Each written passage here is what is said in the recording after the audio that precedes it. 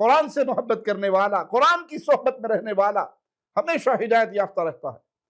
इसे सआदत और फलाह के लिए कहीं और हाथ नहीं मारने पड़ते, क्योंकि जिंदगी गुजारने के सारे तरीके किताब और सुन्नत के अंदर मौजूद है। और इस किताब के बारे में मौला क्या फरमाता है, ज़ालिकल किताबु ला रैब फीह हुदल लिल मुत्तकीन।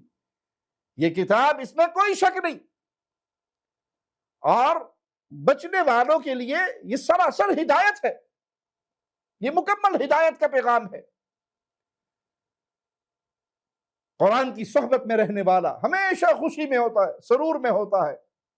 इंसान होने के नाते गम परेशानियां आती हैं, लेकिन वो गम हकीकत में उसके लिए खुशी का ही पैगाम होते हैं। वो गमों पे सब्र करता है, खुश हो जाता है, वो खुशियों पे शुक्र करता है, खुश हो जाता है।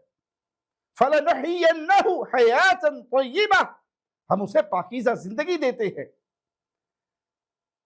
ये दुनिया की जिंदगी उसकी पाकीज़ा बन जाती है, कब्र की जिंदगी उसकी खुशियों वाली बन जाती है, क्योंकि उसने दुनिया में कुरान से सोहबत का शर्फ पाया।